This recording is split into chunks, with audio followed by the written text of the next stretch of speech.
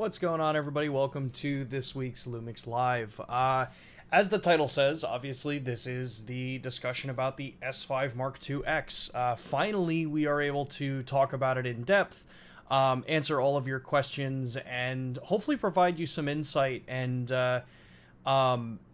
just kind of clarity on what this camera's purpose is in the lineup, because we've got clearly the S5 Mark II and then Mark IIX. We have the original S5 still in the lineup. And I think there's a lot to be said about, kind of what our purpose and why we've released cameras like this. So hopefully throughout this hour-ish long stream, we kind of are able to answer some of those questions for you. And honestly, just kind of show you maybe a little bit of what our logic is in the S5 platform moving forward, because there is a lot in this camera, and I've got one set up here so that we can go through the menus. I can answer all your kind of questions about it. There's a lot to talk about with it. So before we dive too deep into the questions and kind of going through the camera itself, I want to remind everybody about LUMIX Pro services. We have Red and Platinum here in the United States. Red is the free tier, so if you're picking up an S5 Mark II, Mark IIX, or any new LUMIX camera, make sure to get yourself registered on the program. You can follow the QR code on the screen or check the link down in the description. And then there's the Platinum tier, which is our higher level program available for those that want to have that access. Platinum gets you 2-day repairs with next-day shipping both ways, 20% off out of warranty repairs, annual sensor cleanings, all the kind of stuff that typically if you're using your equipment in a higher-end professional sense, you'd want to know you have as a backup should something ever go wrong in the field. So if you're interested about those and you're in the US, make sure to take a look at those links down in the description or follow the QR code on the screen now. So, so awesome, super exciting here with the Mark IIX. If you watched or joined last week's LUMIX Live, you probably saw that I had the S5 Mark IIX out on the table. And, we've been working with it for a fairly decent amount of time now, obviously since we launched the S5 Mark II. And to give some context with this, the Mark IIX was launched and announced with the original S5 Mark II, because of a choice that we've made as a company. It is that knowing that there are so many different kind of aspects of being a hybrid content creator these days, and content creator really is just someone who's making photos, videos, mixing the mediums, knowing that there are so many users out there that have various different, kind of focuses when it comes to what kind of content they're creating. We decided that, well, with this camera, we can make an actual product that allows the photography side of the users. So if you are primarily a photographer and you only need a little bit of video functionality, but you still want, kind of leading-ish video, we can make a model that doesn't have the ultra high-end stuff that you're probably never ever going to want or never going to need or don't see a need for. And more importantly, the fact that there are a lot of people that feel that they don't want to be paying for things that they're not going to be using. So that's why we released this in the way we did. We've got the Mark II, you've got the Mark IIX, same external body, same overall, kind of general capabilities. But if you are someone who needed video and wanted really high-end video, that's why we have the X model out. And then with things like RAW video over HDMI, obviously the original S5 platform had RAW over HDMI, and its successor has RAW over HDMI, the basic Mark II. However, that is a feature that typically does still have development costs. It has licensing fees, you name it. So making it something that is available for those that wanted at least RAW over HDMI, because maybe you're working in a RAW ecosystem, you've got the S5 Mark II, which can do that. But, the live streaming functionality, ProRes recording, All-Intra options, which tend to be a little more niche in the market, in the use cases, that's why we've got it, kind of available in that. And for those that aren't aware of it and haven't really been following too much with it, although I think it's relatively kind of hard these days with how much coverage there's been on the cameras, the whole setup is only $200 more than the base model. So throughout this stream, we want to go over what those differences are. I have the camera hooked up so that we can actually go through and show you some of the improvements and just kind of cover, your questions. So as I said in the pinned comment here, if you have a question, tag at LUMIX USA before the question, just because I can see it on my side easier, and we can hopefully get to as many of them as we can over the next hour-ish in time. So let's look at some of the comments and questions here. It says, Llama says, I assume that's supposed to say hang, a hard drive off the cameras. So one of the first things here, obviously with the Mark IIX, we announced that there is USB SSD recording, and I understand where there is maybe some trepidation by some people about this. Connecting an external drive, there are potential negatives there when you want to be able to go and record, and what kind of benefit does that give you? And there are some views either way. Some people that say, recording to an SSD doesn't make any sense because it's, the storage side of it doesn't really make any sense versus just recording to SD cards. Well, while you can kind of understand some of that logic at the same time, it is a pure fact that SSD storage, external drive storage, is still less expensive than per gigabit or gigabyte cost of CF Express cards or SD cards. You have other benefits because you remove a major heat source from the camera. CF Express cards run notoriously hot if you've ever used like a GH6 or you've ever worked with them before. So you gain some abilities with the S5 Mark IIX in, one, removing a heat source, which enables you to do a lot of things. One, those higher end bit rates and codecs. You get access to them, which means the camera can run cooler because that storage is external. You're not adding extra thermals into the camera, even though out of the gate we don't have those problems to begin with. So you have a thermal benefit there, which if you've studied sensors or the image pipeline at all, lower temperatures typically means, especially for longer recordings and longer still photography, better image quality because your sensors are not heating up. The hotter the sensor gets, the more noise gets generated, so on and so forth. So that's one major benefit. The other thing is that, the concept of hanging an SSD off your camera is, I think, oversimplistic in where we are today with capabilities. And I brought up a couple things here on my screen that I actually want to kind of go over here because, if we're looking at the concept of, wanting to record out to an external SSD, it used to be, yes, if you wanted that, you would need something like a cage, you would then buy an SSD holder, and then you would mount something like one of the approved drives we have here, the SanDisk Extreme Pro portable V2s. And that is still an incredibly valid way to do this, but something to also think about when people bring up the comment of, well, you have a cable connected, aren't you afraid of it, kind of pulling out of the camera? Well, cages come with HDMI and cable locks on them, so that mitigates that problem there. USB-C is also notoriously robust when it comes to the connection, how many times you can unplug and plug it, its rigidity compared to something like USB type B, which was the smaller one at that point. So you have a whole bunch of tools available, and this is how we used to have to do it. You buy an adapter, you plug it in, cable lock the thing in so it doesn't move, and then cool, you've got your SSD attached. Well, with the launch of the 2X, we worked very closely with Kondor Blue. For those, again, if you haven't been watching most of the reviews, Kondor Blue has been an amazing partner in the launch of the Mark IIX, where they released a new solution for those that are looking at SSD recording and want a very simple, straightforward way to do it. And that is that they came out with this. The handle that allows you to basically utilize, well, not basically, it does allow you to utilize the SanDisk ProBlade SSDs in a solution that is actually integrated into a commonly adapted or added piece to your camera. Whether you're going to be mounting it as a top handle, because a lot of times you want a top handle on the camera, or if you're going to be mounting it as a side handle, they built a solution around basically for a problem that a lot of people have brought up in the past to make this a super seamless kind of tool for integrating into your kit.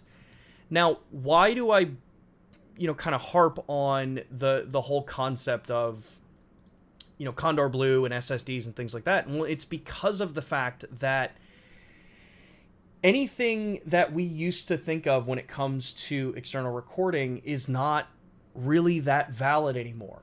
There are some arguments that are made about, SanDisk's ProBlade SSDs, it's a proprietary format, and that's actually far from the truth. If you do even a little bit of research about what SanDisk has done about the SSDs and the ProBlade system, it's a standard that companies can build onto. You can build devices that are utilizing the connector.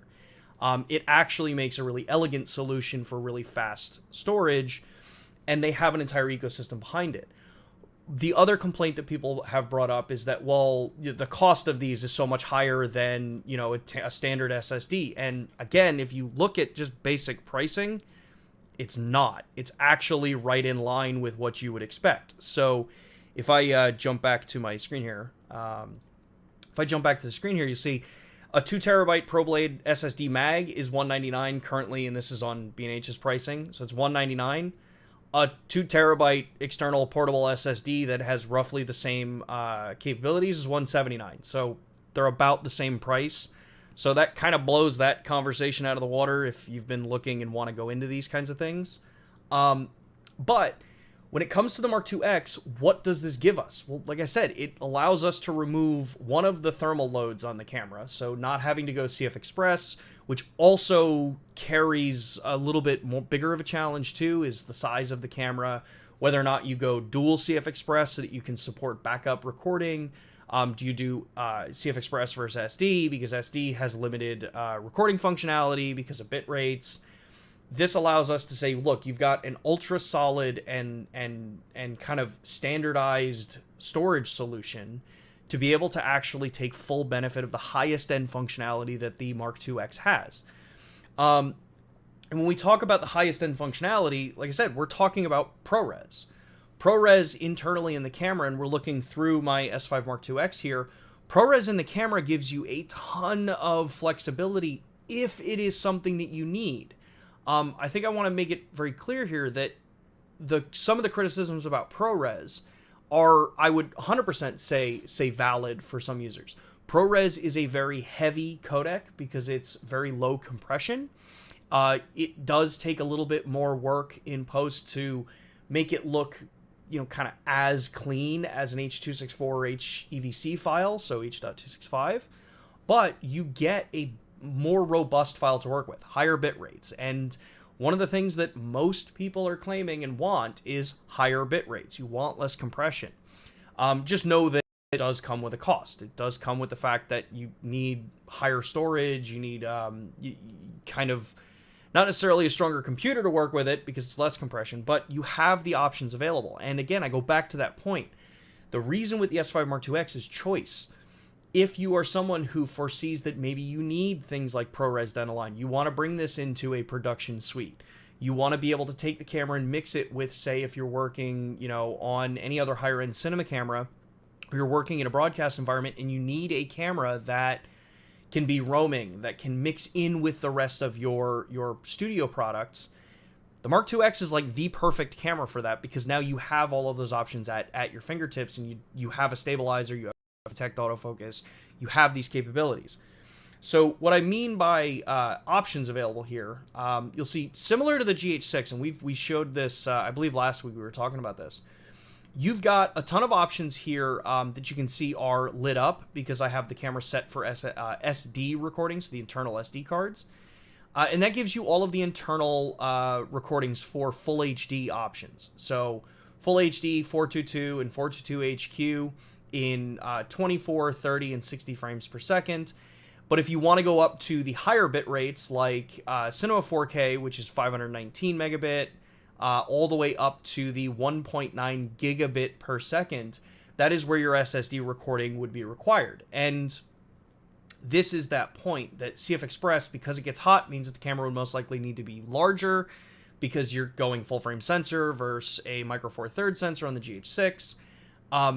This allowed us to be able to put these ultra high bit rates in here utilizing a commonly used external storage solution, which very many people have been asking about, and you don't have to necessarily give up on quality if you don't want to.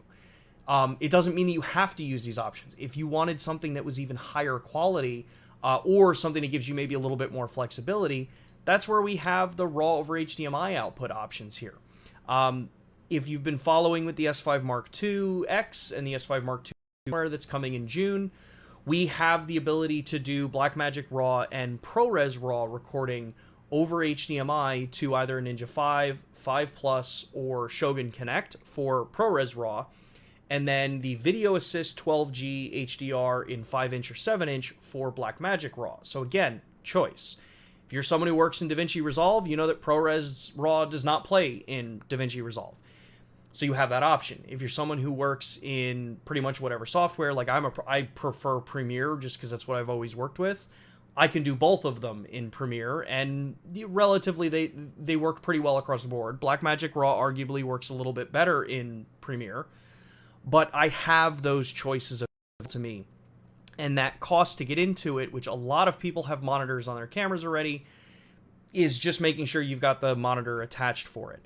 So yes, you get a ton of flexibility on this camera, and to be clear, ProRes RAW and Blackmagic RAW are the option that you can add to the base model S5 Mark II. That is with the SFU2 unlock code. Some sites are still in the process of updating their description for that SFU code, but it is the SFU2 upgrade code that will allow you to unlock RAW over HDMI on the Mark II, or on the Mark II, because the S5 Mark IIX includes it. So that's one of, probably in my opinion, the coolest things that's been added to the camera. But let's take a look at some of the other questions that came in here. Says Luz, I would also like some clarification regarding PDAF at higher frame rates. So the system is a hybrid autofocusing system, hybrid PDAF autofocusing system, like pretty much all the cameras out there in the market that are utilizing on-sensor PDAF. The system will choose the most beneficial focusing solution for the mode that you're recording in. So the vast majority of them, actually I think something like 99% of them or 95% of them are all PDAF. And they use our DFD as a backing solution. And then in situations where DFD is advantageous, it will switch over to those systems. And we've been saying that since day one with the Mark II launch. This is a hybrid system, utilizes both solutions. As you go much higher in frame rate, things like DFD can actually be a lot more accurate with it, or provide a more smooth experience for people. So it does depend on which frame rate and resolution you're looking at. But here, Andy says, will Blackmagic RAW come to the GH6? It's been a while now, and it came faster to the S5IIX, and while recording in BRAW, does PDAF work? So the first part of that question with the GH6, I don't have an answer at this point, whether or not it's coming to the GH6. I know that the Mark IIX, obviously being the newest setup here, and the L2 engine being the newest engine that we're working on to basically bring fully up to speed with what we've had on previous cameras. That is what took priority, and knowing that there's a very large number of people that are full frame priority users, so that's what we get in that category. But as far as PDAF goes, phase detect autofocus works completely in all of the modes for RAW over HDMI. And one of the nice added benefits with the Mark IIX is that for now, and I say that for now on the S5 Mark IIX because I know the follow-up question is going to be, is this coming to the Mark II? And which my response is, I'm still checking on that to understand if and when that can come to the Mark II. With the Mark IIX, when you are recording over HDMI or you're sending a signal out over HDMI and you're in resolutions higher than Cinema 4K, the subject detection options are available. So that means that if I have the camera set up here, and right now, say I've got one area plus toggled on, if I go into the settings here, you'll see that I have, when I'm doing RAW over HDMI, I have those options available. I have the one area plus, I have all the detection capabilities available. So if I click on here, I can change each one to what works best for my shooting scenario. This is something that has changed a bit from the Mark II. The Mark II, when you go over Cinema 4K, the subject detection modes are turned off. But we are, as I said, as a follow-up to that, we are looking into it. We have checked in with our engineers to see, is this something that just the Mark IIX gave us time to make sure that everything worked, as it should, because this was being designed with RAW, which means it's a more intensive process to make sure that it works for this, and is it something we can bring back? But yeah, so it does support Blackmagic RAW, and ProRes RAW do support PDAF when you're using everything all the way up to the really high-end RAW over HDMI functionality, which if I come in here and turn this on, go back to here, let the camera reset, let the monitor reset, because I do have a monitor attached to this. I just have to, if you've ever done anything with RAW on the cameras, you know that switching between them takes a second or so. If you're going from Blackmagic RAW, ProRes RAW from standard ProRes, it could take a little bit of time to get you that information. The difference here is that when you're sending it out over HDMI, because I have the HDMI plugged into the monitor, you don't see the data, the on-screen display, because it doesn't send it out over RAW. But I have the camera right now in, let's change this up to the 5.9K 30. Get it set up. So we're in 5.9K 30 right now, and yeah, I'm sort of pulling it up here and showing you it's attached, it's working. Let's see some of the other questions here. Is the SanDisk Professional ProBlade SSD a SanDisk owned form factor, or can this be developed into general purpose format that fits directly in cameras in the future? So the connection of the ProBlade SSDs, for those that don't know, the ProBlade SSDs are this. So they're small, compact little SSDs. They're basically an NVMe drive internally. They have a connector on the front that basically allows the NVMe drive to be plugged in and unplugged numerous times, where traditionally an NVMe connection, because it's a PCB, usually isn't something that you're going to want to plug in, unplug often. So yeah, my understanding is it is a standard that SanDisk is pushing to be adopted by more users. The fact that Kondor Blue was able to integrate it into their handle, I think, is that kind of sign that this is something that has huge benefit in the market if you're able to standardize something to help mitigate those problems of or those thoughts of SSDs plugging in over USB-C. If you're able to do something like this, then take it out of the camera or use the handle as your reader, and then use something like their 4-bay dock for this, it means that now a camera like the S5IIX becomes basically some of the most flexible, one of the most flexible options you have current to date. So let's see here. Let's see, Tony, really like your last name, Tony. I was going to purchase the Fujifilm X-T5 until I heard of this camera via a friend. Excited for this. Awesome. Super excited to hopefully have you on board with the LUMIX brand. Let's see here. Where do we go? Will there ever be a rangefinder styled body continuation from the GX9, be it micro four thirds or full frame? Still to be seen. Honestly, don't know. The more y'all let us know what kind of design cameras you want, the better it is for us to kind of help understand what the next form factor should be in cameras. But yeah. Let's see here. Where do we go? Greetings from the UK. Huge LUMIX fan. I have a GH5, GH5S, and a GH6, as well as an S5IIX pre-ordered. Can't wait. I know this is about the S5IIX, but any plans for BRAW on the GH6? I did answer that a little bit before. Honestly, not sure at this point. Steve says, I ordered the S5IIX at the new phase announcement earlier this year. B&H says shipping May 31st. When is LUMIX turning this loose? Seems every YouTuber in the world has them already. Yeah, so the camera should be shipping in the United States, because that's the market I know more about, obviously, since it's where I am. The S5IIX should be shipping, I think, right around the first week or so of June. End of May into June. That's when I believe everything's shipping. Obviously, in this world, it all depends on making sure there's no issues with transportation of goods around the world. So hopefully we don't have another challenge of, the canals getting blocked up and delaying products globally. But yeah, it should be shipping incredibly soon. I would say within the next 30 days, you should start seeing them ship out from your dealers. Can you confirm that the Samsung T5 can be used for all higher bit rates and resolutions? Yes, I can. 100%. The Samsung T5 drives, if you have them, if you are able to get one, because I think they're formally discontinued, from Samsung. T5 drives are definitely 100% validated for everything that the camera can do.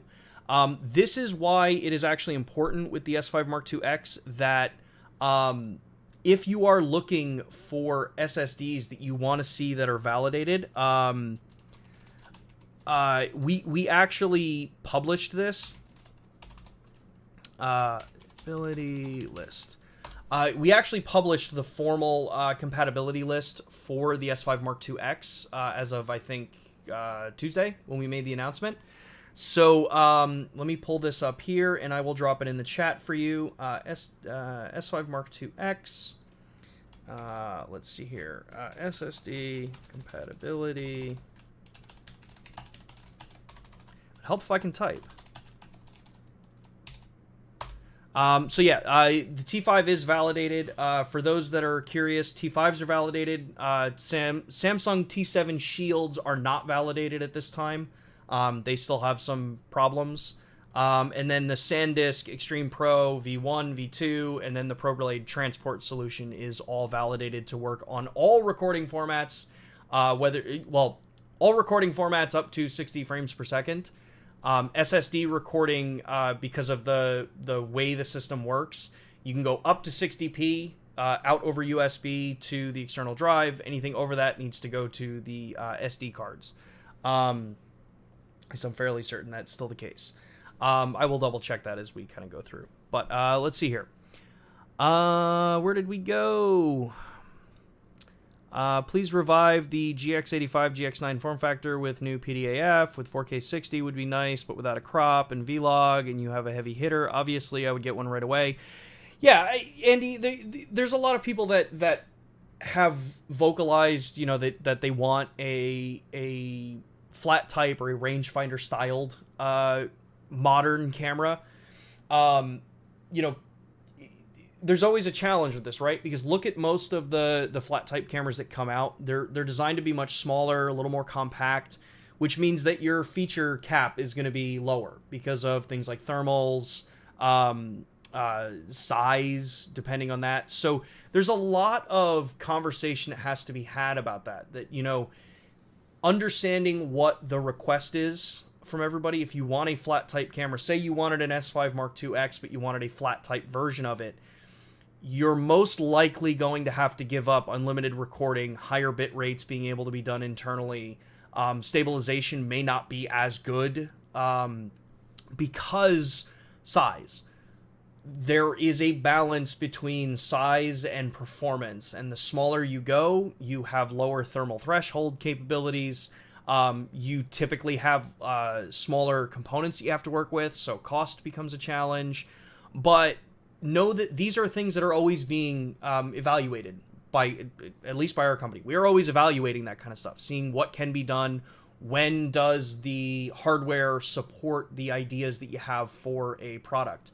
But the more you let us know, the more you comment, the more you interact with us on LUMIX Live, the more information we can get to kind of help understand what it is that actually would fit what you're asking us to create. So, Caster says, is there an official or reliable third-party battery power adapter that can keep the S5IIX running indefinitely? As far as battery adapters go, or what I call battery deletes or DCC adapters, it is our solution, DCC17 and an AC10. That would get you be able to be plugged into a wall and run uninterrupted power, as long as you make sure that you don't unplug the thing. As far as third-party solutions, we do not condone or support any third-party power solutions. Third-party power solutions are notorious for causing major problems in cameras, from either mismanaged voltage regulations, which can basically fry your camera if it sends too much power to the camera, to challenges where when the batteries get low, they just up and shut off, and they don't give an indication to the camera that, hey, I'm about to turn off, so maybe save the file that you're recording. Those are the big reasons why we do not validate or honestly condone third-party power solutions. All of that being said, there are external solutions that are available that we do validate for the S5IIX, and honestly any of the modern cameras that support USB SSD, or not USB SSD, USB external solutions. A lot of battery solutions on the market support USB PD, which is a powered solution. It is a standardized power solution over USB, which means that if a company wants that certification, they have to actually support it. And it has to be validated that it's supported on specific voltage and amperage. The S5 Mark II, Mark IIX, S1 series, they all work on the 9-volt 3-amp USB-C PD rating. So we do have support for USB PD power delivery on the camera. 9-volt 3-amp will allow you to, especially in the X, will allow you to uninterrupted power supply the camera and charge the internal battery, basically indefinitely, as long as that power supply you're using supports the 9-volt 3-amp mode. So hopefully that cleared that up for you. I think it's Caster. That will give you an uninterrupted power supply. FC, is all-eye video in H.264 or motion JPEG? Are there differences between the two? All-Intra video on the S5 Mark IIX is in the H.264 option here. So let me turn RAW over HDMI off, and we'll be able to set it up here. Jab says, but how can you power supply the camera and use SSD? If you wanted to power supply the camera and use if you wanted to power supply the camera and use USB SSD, that is where you would use my recommendation, which is the DCC adapter. That's going to give you power supply through the battery delete, and then you still have your SSD supporting. At this current moment, and I'm not sure if this is something that can change, the USB operating mode is either data or power. So you can't do power and data at the same time. However, it has been brought up to our engineers to investigate, see if it's something that we can do, and what the potential challenges would be doing that. So, yeah. Let's see here. Where do we go? Yeah, so all-eye, that was the one we were talking about. So if I go into the menu here and I go up into MOV, you'll see that MOV is the wrapper that we use for the higher-end video functionality on the S5 Mark IIX. If I go into record quality, you'll see that the all-eye options, or actually if I just make this a little bit easier, I will go into the codec here. You'll see that I can select 422 10-bit I, which is the All-Intra options. And you'll see that we have 422 10-bit all-eye in 200 megabits. Again, these are H.264 compression. Easy thing to note on our cameras is if you see 422 10-bit, it is H.264. If you see 420 10-bit, it is H.265 or HEVC compression. HEVC compression is going to give you the ability to have like half the bit rate for similar image quality, because it's more efficient. But yes, all of the All-Intra options are going to be H.265, and just like the other options here, we've updated the kind of info panel when you're looking at them here to see, like, if I'm looking at Full HD 24p 422 10-bit all-eye, I have 200 megabits per second as my bit rate. My slow and quick functionality is it is available, but it's not recordable to it's not recordable to the SD cards. My hybrid log gamma functionality in manual video mode and slow and quick is available, and then my recording slot states that it can be to SD cards or to the SSD. If we go all the way up, you'll see that we've updated the options available on this camera. Knowing that not everybody's going to want to go to an external SSD for recording all the time, you do have a low option, which is at 600 megabits per second on the S5IIX. This gives you 422 10-bit All-Intra. You get a much higher bit rate than we've had before, which typically was at 400 megabits per second. But the 600 megabit per second specifically is down to the fact that unlike our S5 Mark II or an S5 or some of the previous cameras where I know a lot of people out there are using V30 cards, I cannot say this with enough emphasis. The S5 Mark IIX is a V90 camera.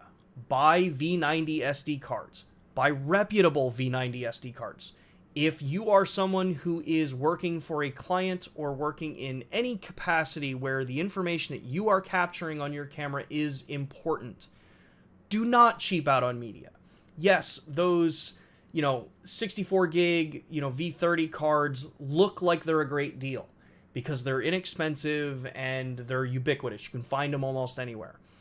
Yes, they look like a good deal, but you will ultimately end up shooting yourself in the foot because of the fact that those cards will not keep up with the higher end bit rates. And you are more prone to run into problems with the camera hanging up, with files having problems closing, when you're not using a card that is recommended for the camera. If you've been around with the LUMIX line long enough, you know that we actually adhere pretty strictly to the SD Association's ratings for cards. So when I say that using 600 megabits per second on the All-Intra option is basically going to be use V90, use V90. The fact that you can do math and come up and say like, oh, well, 600 megabits per second should only be X number megabytes per second. My card at V30 or V60 says it should be fine. Those are theoretical or maximum values. That doesn't account for overhead. It doesn't account for any variability in the bit rate that may spike or change in the file. Stick to V90 cards. You're going to have a much better time making sure that you stick to things like V90.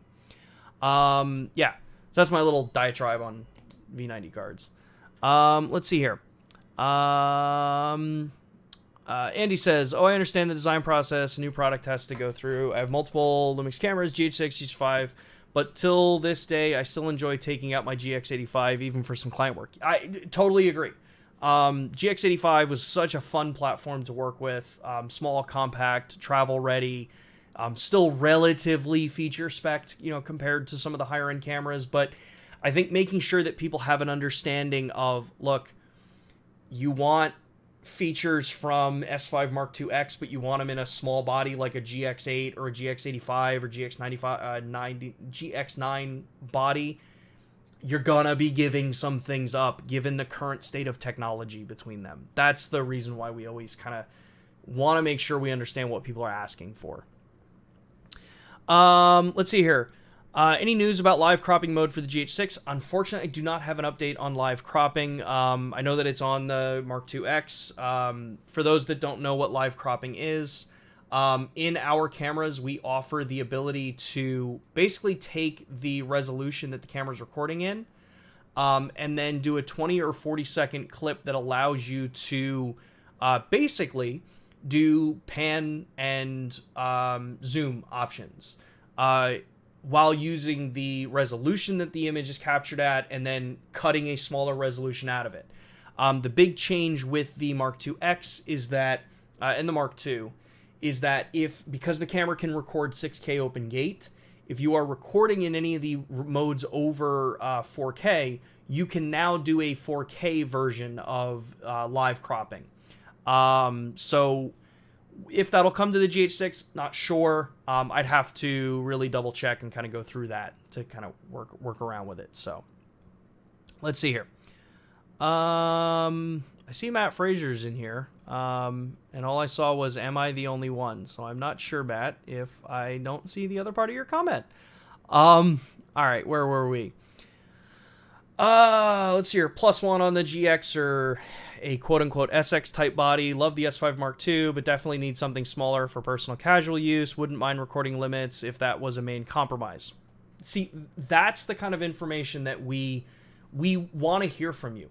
if we were to do, say, A or B on this kind of concept, what do you expect to see? What would you realistically want to see and stuff like that? That's kind of... Hopefully you've seen that with our brand, that we are trying to listen as best we can to what people are asking for, as long as it's, you know, within reason. There are a lot of things that we all want, but we can't have because technology doesn't exist for it yet. Lol says, no Lexar professional SD cards on the compatibility list. Can the engineering team look into these? Yeah, Lexar SD cards are not on the validated list. They'll look into it. Whether or not you'll see it get updated quickly, that's a different story. There are a lot of validations under progress that you may not see on the website. We typically are trying to post what we know is validated and what is kind of in the short term hopefully going to be validated, or, excuse me, a decision made one way or another. Lexar cards at this point, I really don't see them being validated anytime soon at the current moment. But yeah. Let's see here.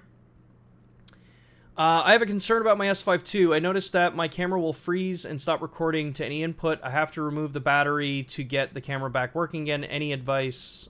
Service. 100% look at your cards. If you are using the...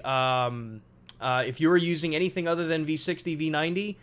that's almost always the first place to look. The other big thing, too, is with cameras like this, again, we're talking about S5IIX here.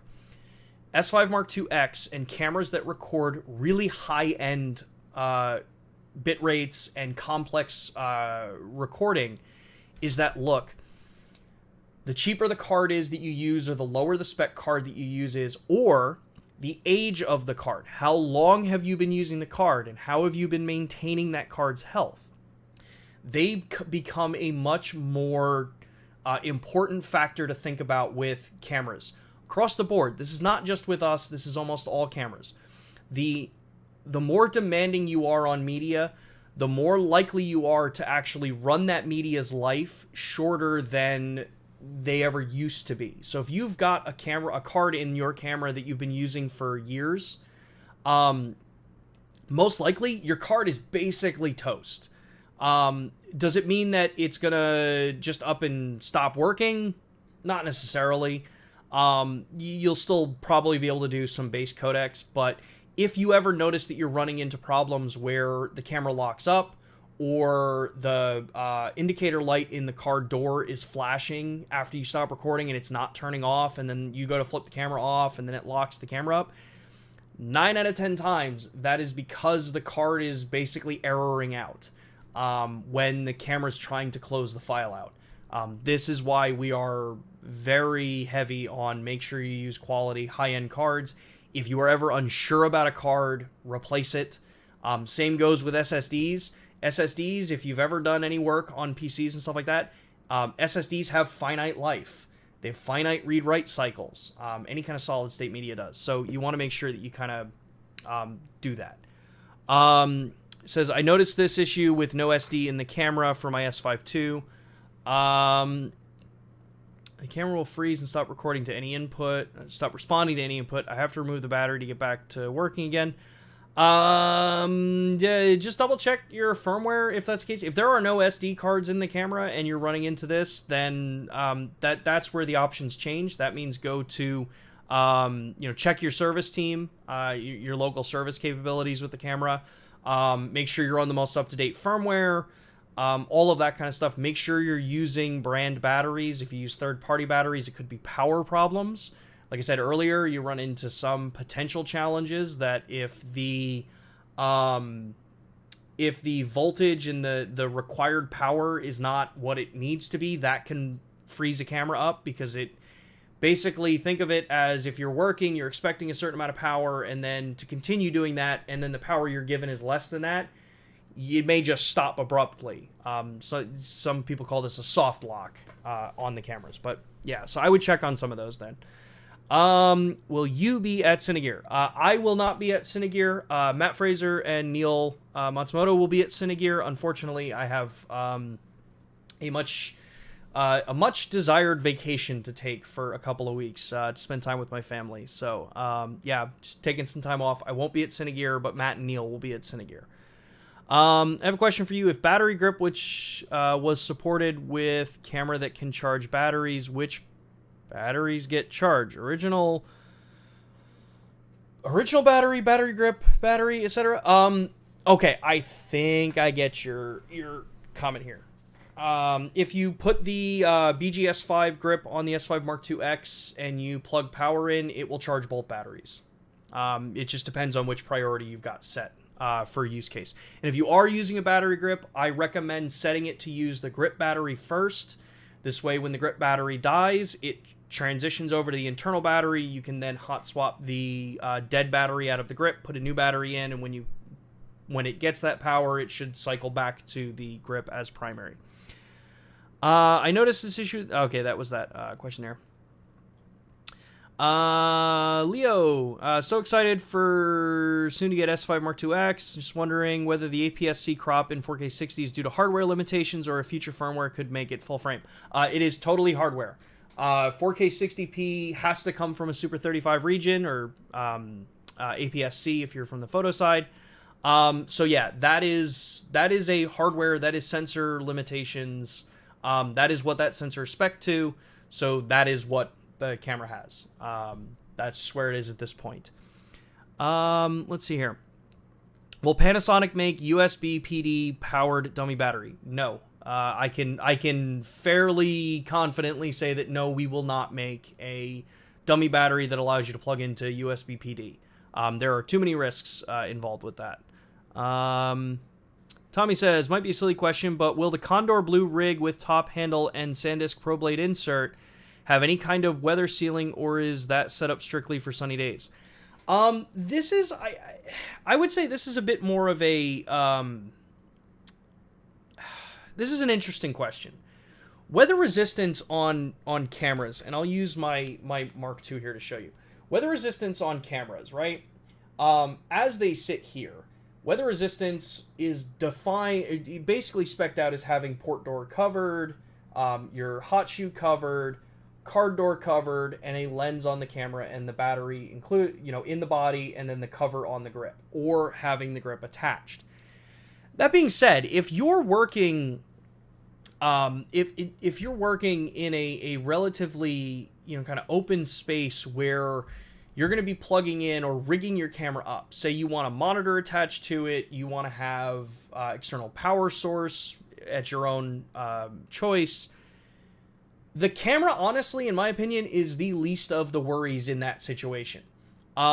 Typically, when you've got the camera rigged up with ports open for USB or HDMI, things like that, you would most likely have an HDMI or cable kind of a lock piece in place, and you've usually got a whole bunch of stuff around the camera. So yeah, are you going to go out into the rain and run around with a camera like that? Probably not, but most likely you're not going to be doing that because of the camera potential, because the monitors are never weather resistant. Your external batteries, while yeah, they're sealed up, you're probably not going to risk that. That being said, I have used these cameras outdoors with stuff plugged into the USB. I mean, just, don't drop the camera in water. Don't drop the camera in snow. If something does happen, you do have to understand that is a risk that you do take, because weather resistance claims are always when all the port doors and stuff like that are closed. So yeah, that's kind of where that logic would be. Good call out on the battery. I do have a few Wasabis. Thanks. I'll give that a look. Yeah, that's probably, EC, that's probably the first thing I would look at. Just make sure your batteries are working. Dummy batteries are not dummy batteries. Third-party batteries, while they're enticing because of the costs, usually their risks and their problems outweigh the costs that you're spending on it. I'm a strong proponent of spend once, don't spend 3 or 4 times, because you cheaped out the first time. Not cheaped out the first time, but you went for a more economical solution the first time. A lot of S5 variants in the wild now. We defo need some more OEM dummy battery solutions. I mean, we have one. It's the DCC17. That is the dummy battery solution. I don't know what variants you would look at, because USB to dummy battery causes some other potential problems there, and expense when the camera has USB power direct over USB. Obviously, that doesn't change the fact if you're using external SSD recording. That's the word. Let's see here. Looking forward to the X. Can you give us a hint about the upcoming new lenses that are already mentioned on the lens roadmap?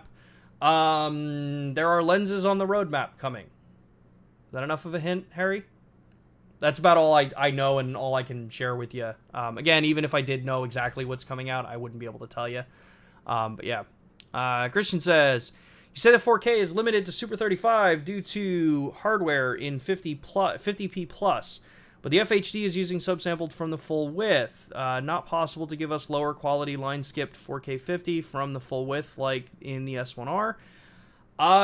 That we'd have to double check. You know, my understanding in my conversations have been that full width 4K 60p is not possible on that sensor. So at this point, that is how the system is designed to work. Small Round Fox, not DCC17. I have that. Need a mobile solution like DTAP. Again, DTAP is actually worse. DTAP actually makes it even harder, because DTAP, if you look at some of the batteries, I mean, you've got 14 to 16 volts that come out of these. Those are... That's a challenge. If you're using a cheap dummy battery and the output from this is maybe not what it says it is, then you fry your camera. So that's why typically you won't see those kinds of adapters from us.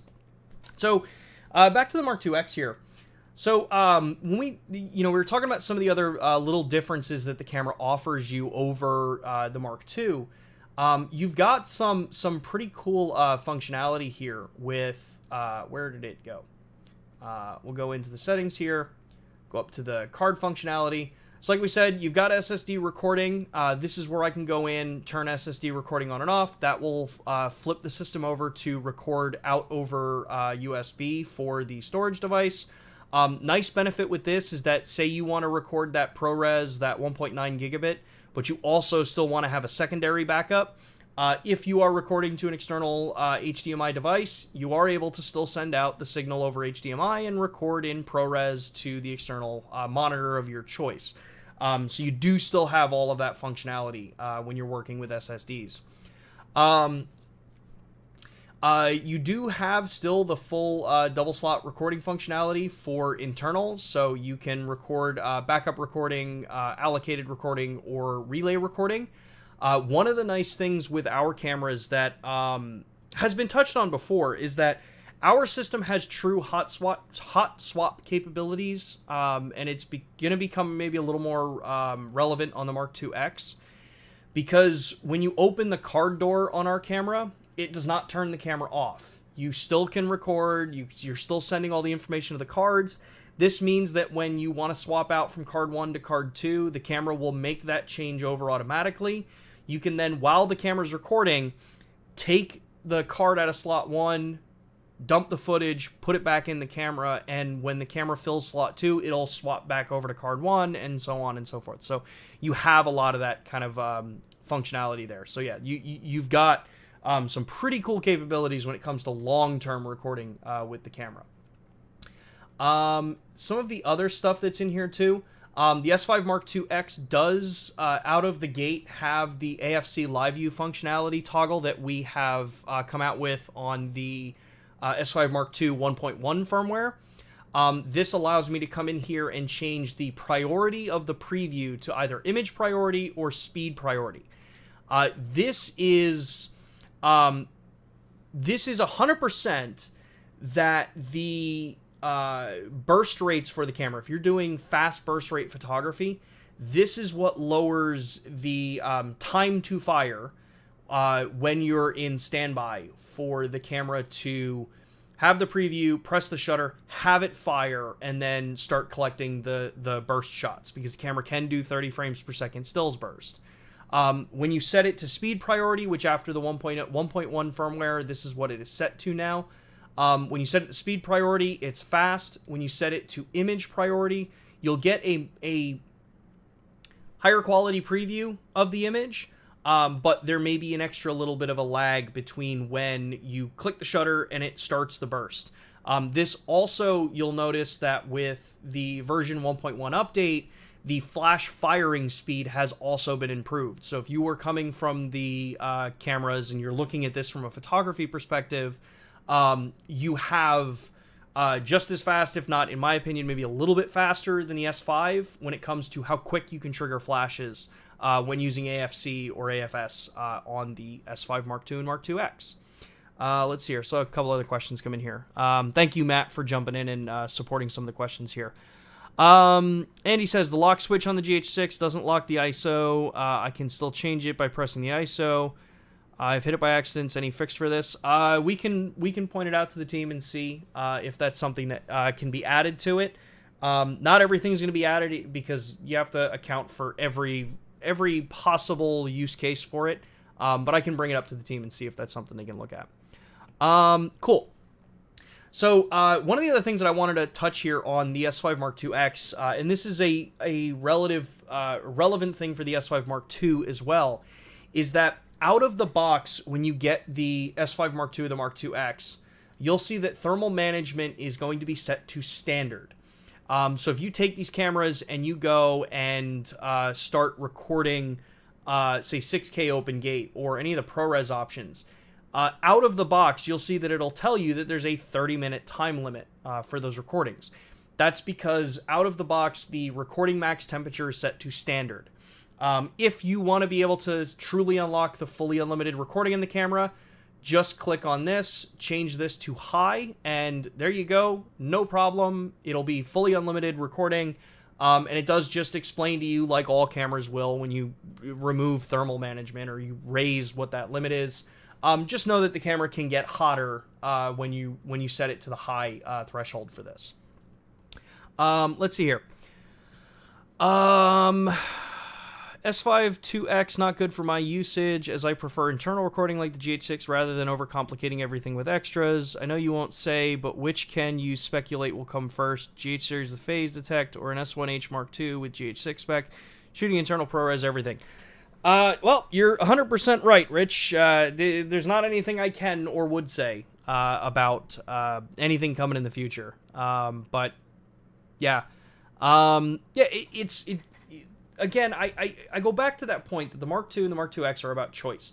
If you know that you want or need some of these features in the X, you've got it. It's a $200 increase over the original S5 Mark II.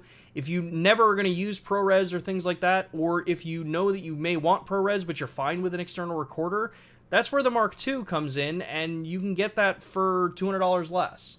But one of the coolest things that is coming on the Mark IIX, and which is why this is now my primary camera, hands down, of all the cameras I have, this is now my primary camera, is the fact that the S5 Mark IIX, while having that fully blacked out design, which personally I love the, what's been coined as the Batman camera by our friend Barney over in Europe on our team, as well as many of the other YouTubers out there.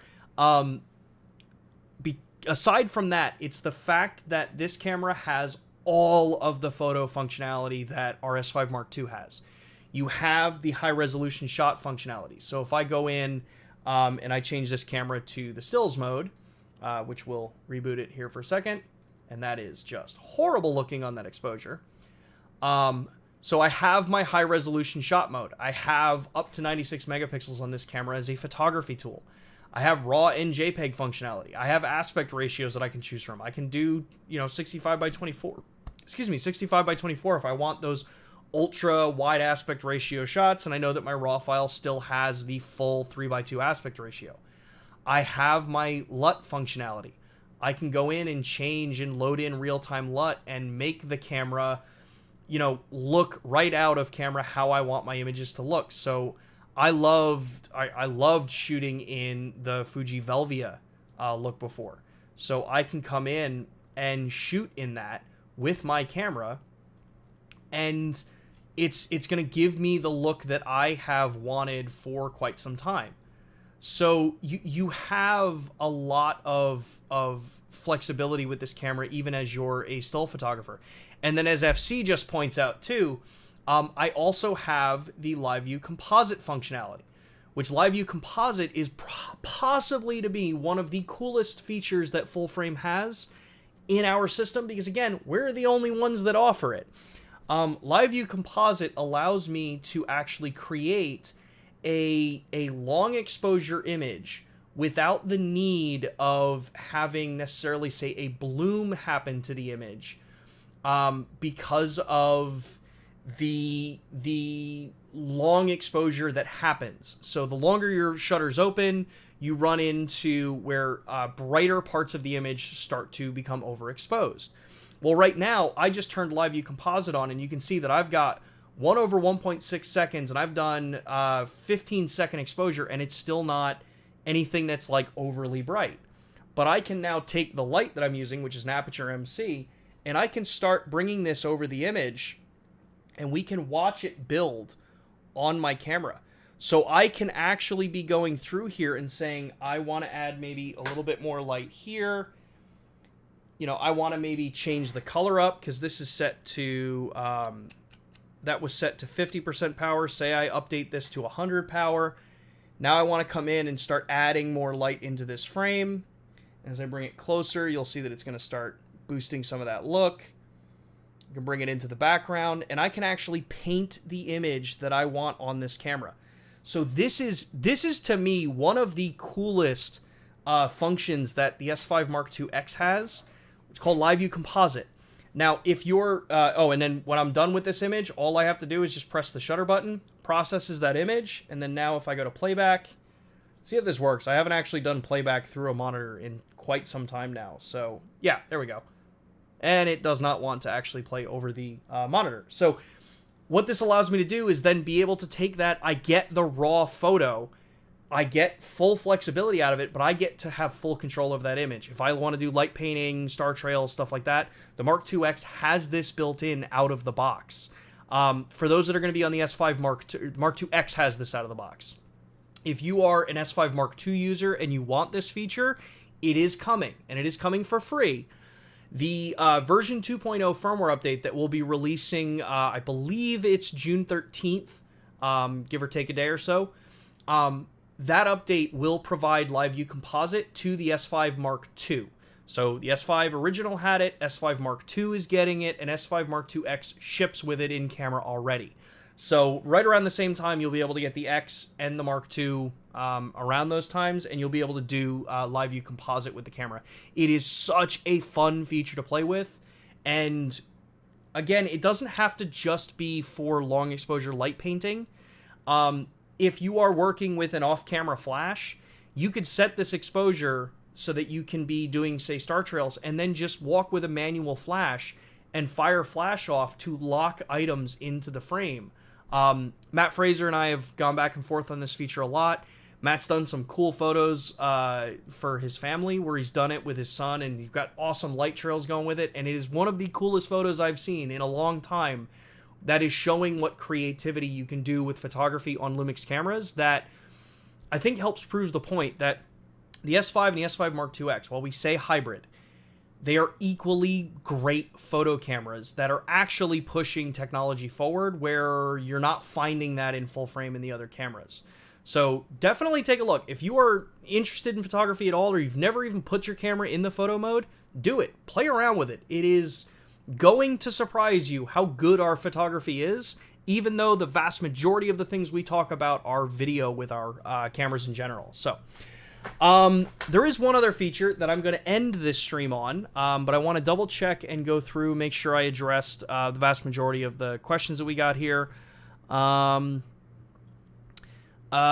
the S5 Mark IIX manual already online? Does the S5 IIX integrate a faster way to switch between APS-C crop FN buttons? Well, we can actually go into the menu here and test that. So I'm going to click my front FN button and hold it in. This lets me drop into the menu system here. Oh, and Cliff, the release date for the S5 Mark IIX should be I think it's like first week of June, last week of May. Most likely it's really just going to be first week of June. So yeah, should be available very soon. Let's see here.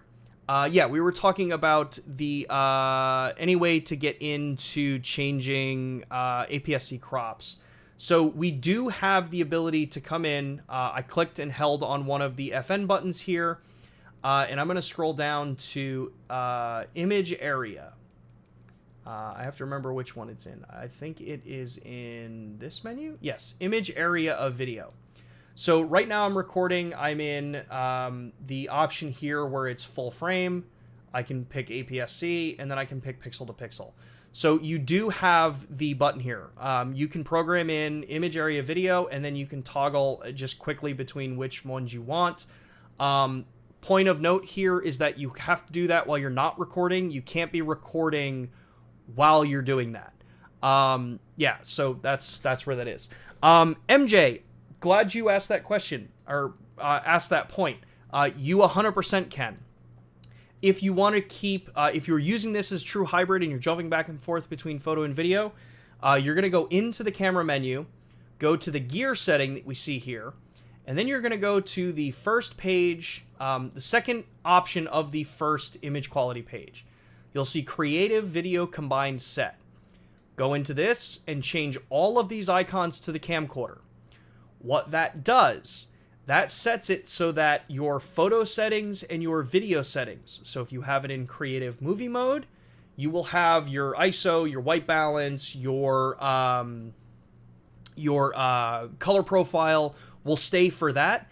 And then you can flip, when you change to, say, M for manual photo mode, you can have a fully separate basic settings for your camera, and they will stay independent of each other. So, MJ, that's what you want to do. That will do exactly what you're asking for. Matt says, no composite for S5 II? Yes, if you've just joined, the S5 Mark II with version 2.0 firmware update is getting Live View composite as well. Let's see here. You can do it while recording externally. I use that feature on my OG S5 and Ninja. So, well, there you go, yeah. If you're recording externally because the camera's only sending a signal out, then yeah, there's your workaround if you want to be able to do live punching into footage by changing that stuff out. So that would be over HDMI. John says, hi there, is recording photos on external SSD through USB-C will not be possible? Thanks for the stream. No, 100% external SSD recording for photos is definitely supported. If I turn my SSD recording options on here, you'll see it'll say please wait because it's switching the system over to activate the SSD. You'll see that I have 3 hours and 14 minutes of recording on my 1 terabyte SSD here. And then if I change the camera back into the photo mode, which again is going to look atrocious because of the exposure settings I've got set up on this camera, you'll see that I can take 4,291 photos currently in this resolution. So yes, it totally does.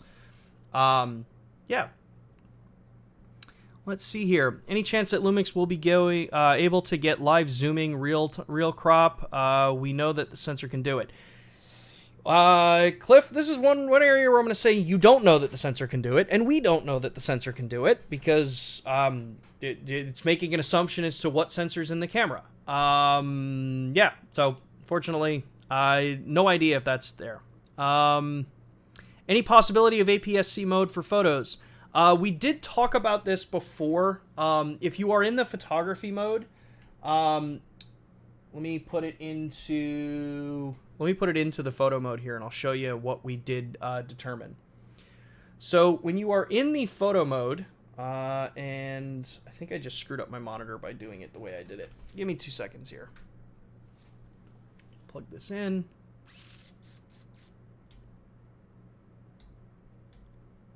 My monitor, thank you. Okay, so there is the video mode.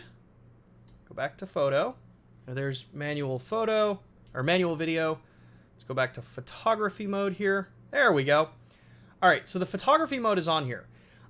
If you wanted to do, what was that question here? APS-C photos, yeah. So technically, we can do it.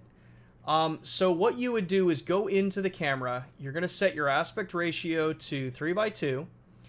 Then you're going to go down first, and you're going to turn on the option for, go all the way down here, EX teleconverter. You're going to turn teleconverter on.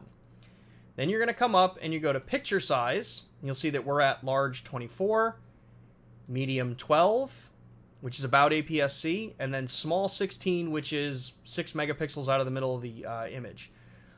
This does allow you to do RAW plus JPEG images, so your JPEGs are going to be the right size for it. If I do, say, just RAW here, you'll see that it disables that, because the punch-in that's happening for the resolution here is what the JPEG is showing at. So your JPEG can be large 24, medium 12, which is about APS-C, and then small 6 megapixel, which is it's smaller than APS-C. These will only affect the JPEGs. Your RAW files will still be the full resolution 24 megapixel image that comes out of the camera. So yeah, that's a capability you do have with this camera. Let's see here. Did you get to my XLR1 question? Sorry if you didn't. Must have completely blanked out. I did not see your XLR1 question. I am so sorry. Let me scroll back up and see where that is, because I got some more time. Y'all seem to be hanging out, still asking questions, so I don't want to cut it short today if I don't have to. I did not see your XLR question, but I think Matt did, so we will take a look at it. Let's see here. Small Brown Fox, I'd like to see more LUMIX collaboration with ProFoto. That's my go-to, but it's a bit, but it's underrepresented. That's good to know. You know, with ProFoto, they are one of the kind of main, you know, kind of main known companies out there. So, yeah, we will definitely bring that up and see what kind of collaborations could be done, what better kind of integration can be done.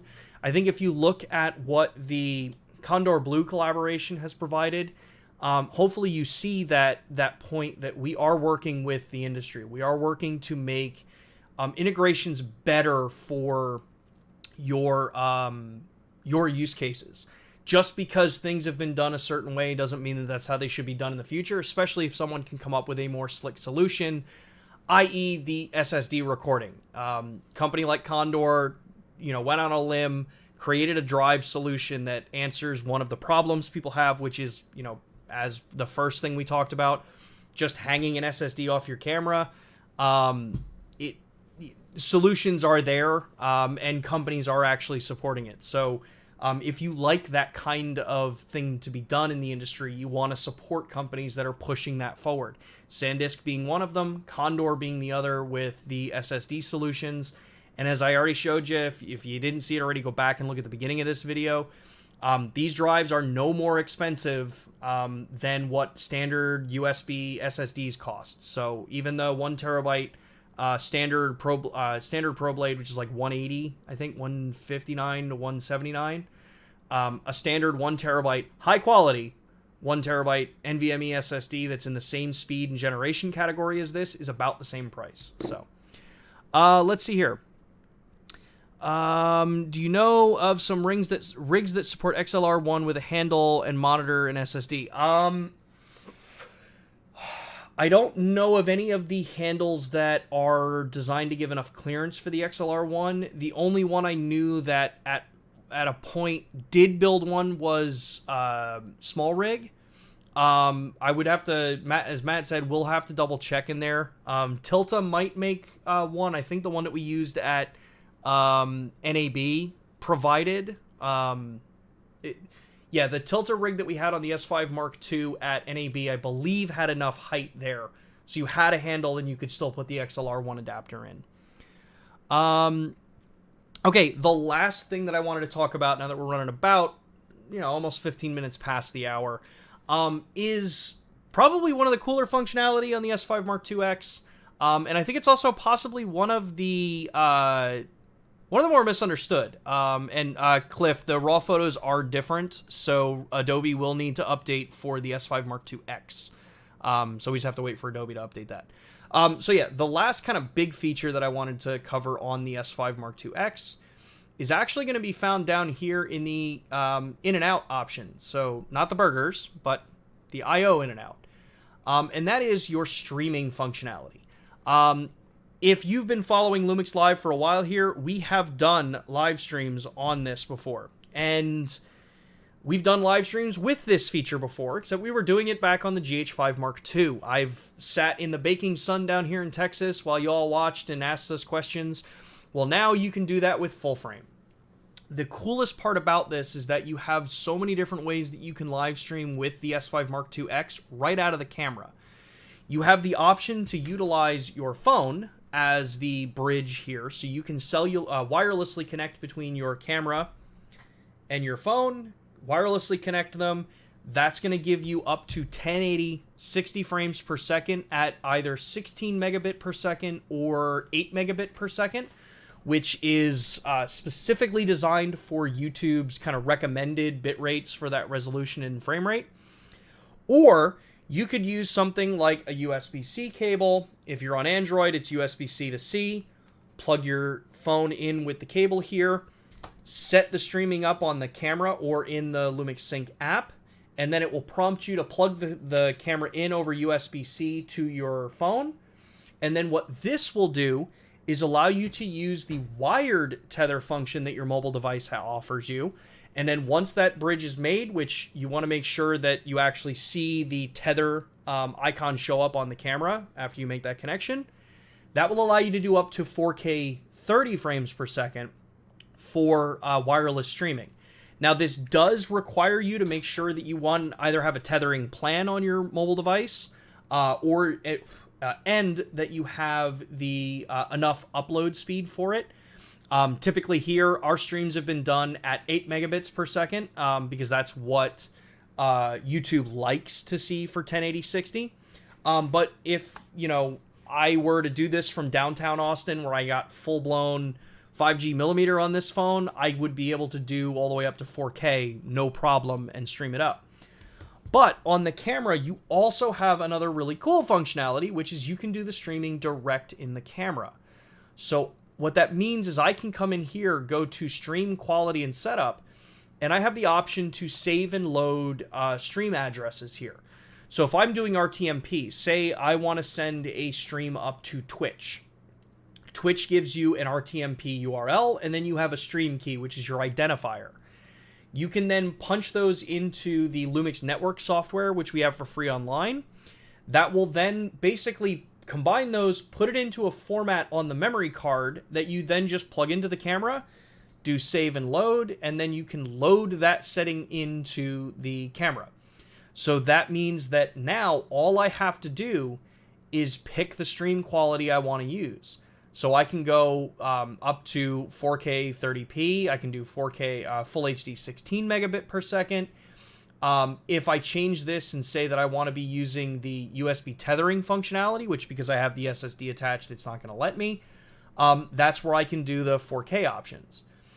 You also have the other option here to utilize the S5 Mark IIX as an RTSP or an RTP server. This means that if I use something as simple as this, like $20 USB-C to Ethernet adapter, I can turn my camera into an IP camera. That allows me to do some other cool things. That means that I can now take this camera and I can stream out up to 50 megabits per second in 4K 60p into software like OBS or Streamlabs like I use for LUMIX Live here and use it as an IP addressable camera. Now, if you've never done RTSP, there are a couple things you want to make sure you're aware of, is that there is latency involved with RTSP because there's a lot of processing that goes on, both on the computer side that's receiving the stream. So if you need it as a real-time camera, it's probably better to still just go HDMI out like I do for the capture card because it's easier to sync audio with and real-time interact and know, like, if I'm looking at the camera and I see it on my screen, I know that it's in sync. But if I had one of my cameras rigged up out looking out my balcony, I would most likely just be doing this, plug it in, run an Ethernet connection into my router, and then address that camera on my OBS just remotely because I don't need that to be real time.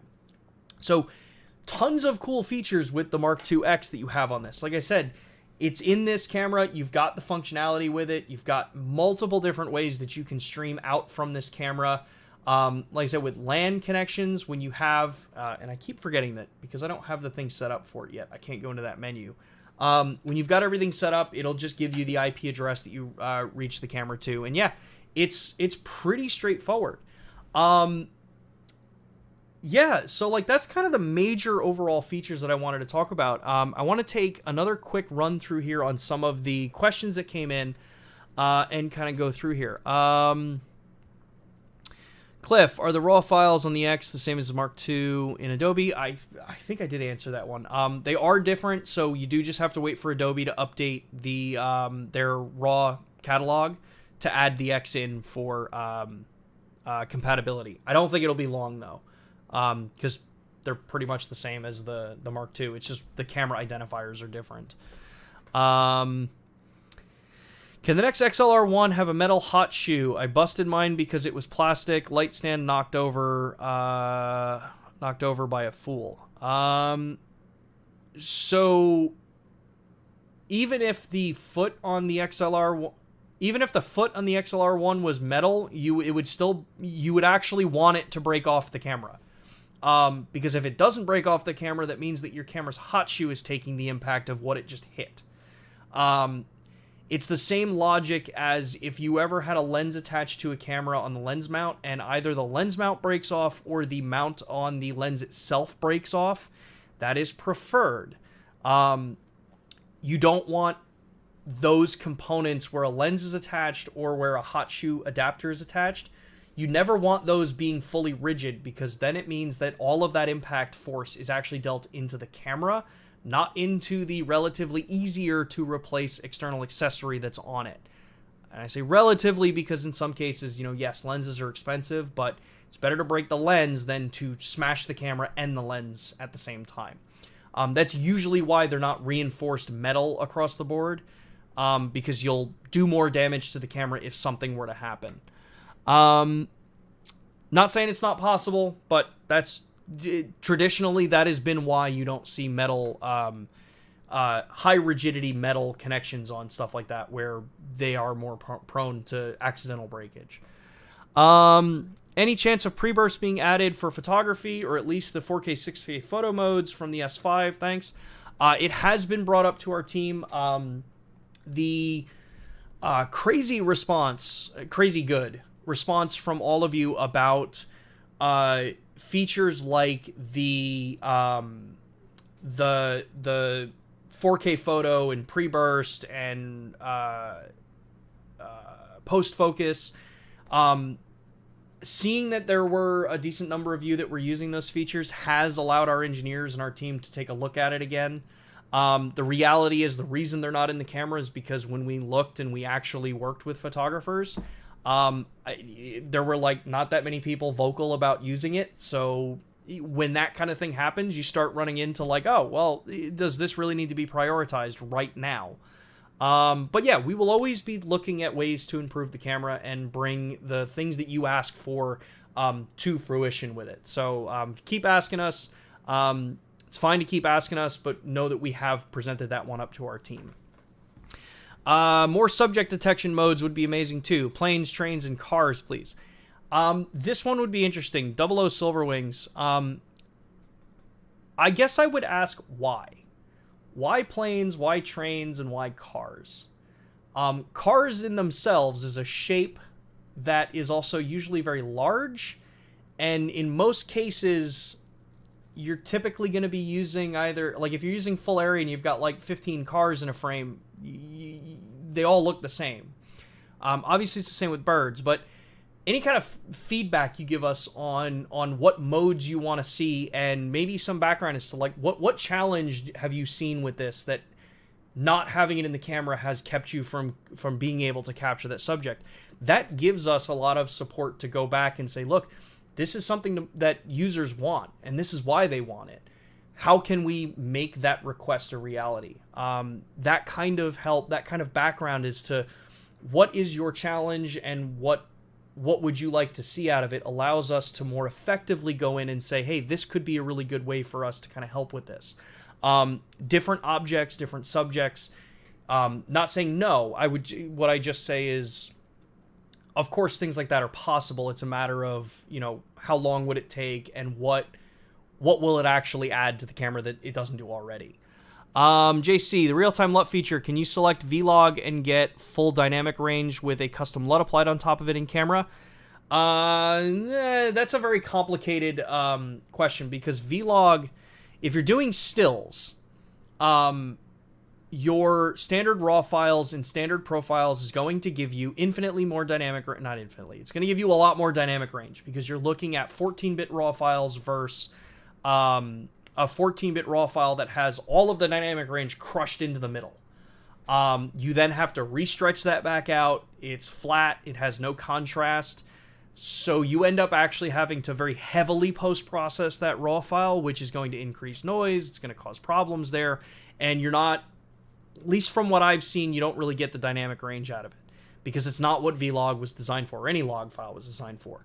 On the flip side of this, if you are a JPEG shooter, you can get the look that you're trying to go for if you were to use it. Just know that your RAW files are going to be a lot bigger of a burden to work with.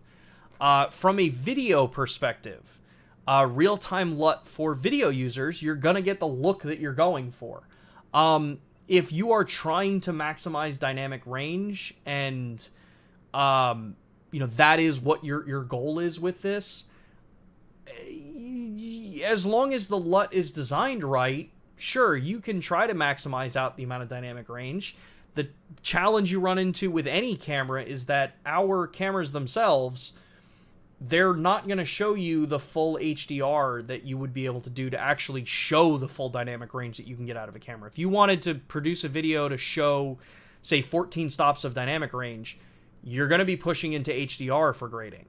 And you're going to need a display that can show HDR. You're going to need an editing suite that can show you HDR while you're editing it. That's where I think you get a little bit more kind of complicated in that side. So technically, yes, but whether or not you're going to see it is a very different story, because even if you look at HLG photo or HLG, not HLG photo anymore, but the HLG color profiles, the HLG color profiles in this camera, if you want to use the preview for it, what you'll see is that you have to pick. Do you want to prioritize the highlights to be previewed for you, or do you want to prioritize your subject or midtones to be previewed for you? You're not able to show both of them at once, because these displays that you have on cameras don't have enough range to show you the full dynamic range level that the cameras can capture. And that's true for all brands. See, any soon fix on HDMI latency when attaching an external monitor? HDMI latency is a very interesting thing. With our cameras, if you want to shorten the latency, turn audio off over HDMI. So you would do that by going into the gear menu, go to the in and out option, HDMI rec output, and then you're going to turn HDMI sound output off. That will reduce latency over HDMI. And get you really a totally solid option to work with there. Yeah, that's your short go-to for right now. Cool. With that, we're about 30 minutes past. This has been an hour and a half stream, a little bit longer than normal. Thank you, everybody, so much for tuning in. This was a fun conversation. Hopefully, you all got some information out of it. Hopefully, you learned something about it. If you're in the market looking for cages or external SSDs, I can't recommend enough the Kondor Blue stuff. I know they've done a lot of work. We've done a lot of cool stuff with them to, you know, kind of help make external SSD recording easier to work with, should you want to go down that path. And again, don't sleep on these drives. I think they're freaking awesome. If you're looking for an S5IIX, make sure to get your orders in with your preferred dealers. They should begin shipping very shortly. I would say within the next 30 days, you should be getting your cameras. If you've got an S5 Mark II and you want to get the SFU2 unlock, You can definitely get the unlock code right now. The firmware should be available, like I said, around June 13th. So about 2 weeks after the Mark IIX should be shipping. And then that will get you RAW over HDMI. And as a reminder, the S5 Mark II is only getting RAW over HDMI with that update. There is no SSD, All-Intra, ProRes options coming to the Mark II. If you know you need those features, go take a look at an S5 Mark IIX. And again, just remember, the system's about choice. If you're a photographer, know that you've got a solution that means you don't have to necessarily pay for the video features you don't care about. If you're someone like me that loves the look of the S5 Mark IIX, then by all means, pick up an X. It is a sick-looking camera, and it looks really cool rigged up in an all-black cage. And yeah, all of this stuff will be coming out really soon. We will be live again next Thursday at 2 p.m., so make sure to tune in for that. And then some other programming notes quickly here. The first 2 streams of June are going to be pre-recorded, so I'm giving you a heads up about that now. I'm hoping to actually be able to get those streams up, posted, so that they're going to premiere like we normally do. Probably, hopefully, sometime next week or the week after, at the latest, obviously. While I'm on vacation. As I said, we will be at Cinegear this year. That's out in LA on the Paramount Studios backlot. Matt and Neil will be there, so if you are going to that show, swing by the booth. We are actually going to be outdoors in the back on the New York City street lot. So be sure to come by, chat with us, take a look at the stuff we've got on display there. Yeah, what else? Otherwise,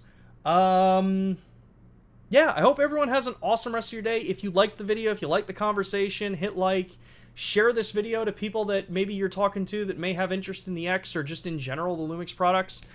We have an entire back catalog of videos posted on our channel here in the LUMIX Live playlist. And yeah, don't forget to like and subscribe to the channel. Outside of that, hope you all have a great rest of your day and a weekend.